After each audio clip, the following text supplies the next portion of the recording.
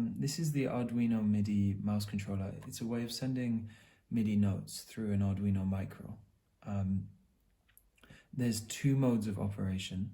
The first is glissando mode, whereby both mouse clicks send one note, the same note. And then there's also interval mode, where each mouse click sends a different note.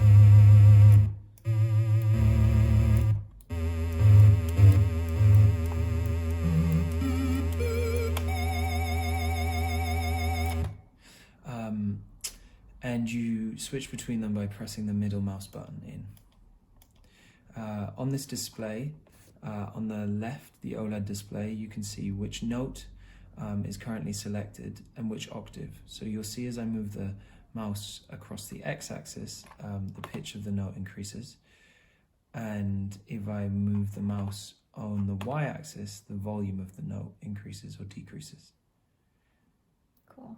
The pixel turns red when you play a note.